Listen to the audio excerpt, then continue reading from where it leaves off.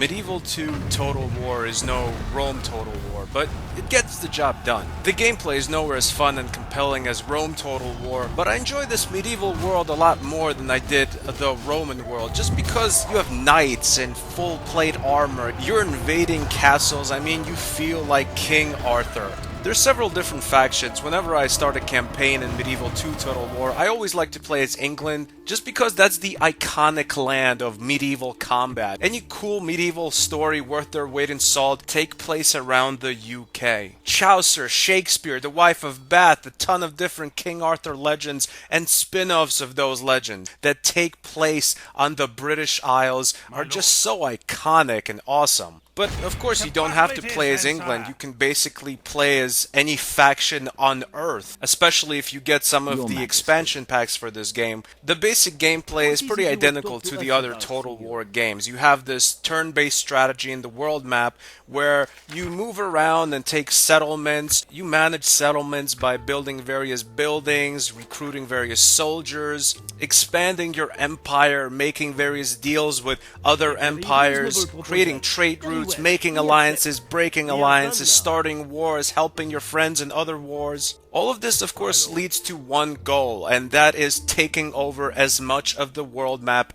as possible, which is basically the goal of every single nation on the map. This is of course pretty fun, but the real meat and potatoes of any Total War game, including this one, is the real-time war combat strategy once you get into a battle. Two factions, one might be in a city or in a castle, or maybe both of them are just outside in the plains somewhere. They square off and you begin a tactical, chess-like combat game. I shouldn't say chess-like. I mean, obviously, if you play this game smart, it's a lot like chess, but this game is a lot more like a complex version of rock, paper, scissors. Just because unit types are good against other unit types. An example of this is like, generally, guys on horseback are good against archers, and then guys with spears are good against guys on horseback, and so on and so forth. But of course, it's a lot more complicated than rock, paper, scissors, because there's dozens of different types of units in the game, and various spin-offs of those types of units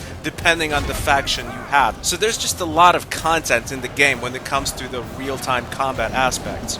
See, the AI isn't the best in Medieval 2. Sometimes you can order units to attack, but they go the exact opposite way, or they take the really dumb and long route and you have to kind of point them in the right direction. A lot of this is because you're a lot of times controlling hundreds and hundreds of little characters on the screen, so obviously everything isn't gonna go smoothly as you'd expect when controlling like a small brigade of like 6 playable characters. But honestly, that's not an excuse. The fact is, the AI in Medieval 2 is just not smart, period. The combat more than makes up for the pretty lackluster AI though. The combat is just epic. Like my first fight I had is starting up a campaign as England, and I invaded the settlement of York, which was being controlled by some rebels. Now my strategy was to divide the cavalry and the foot soldiers and the archers. The archers and the foot soldiers were in one little group, and the cavalry was there to basically attack when my other characters distract the enemies. This is my strategy in a lot of battles. See, I don't really use foot soldiers as a viable attack option. For me, foot soldiers, even really expensive foot soldiers, any kind of foot soldiers, basically any guys with a sword that don't have any kind of ranged attacks, they're cannon fodder. I use them as either a distraction or just something to take damage, basically a shield, while my cavalry runs around and attacks you from the back,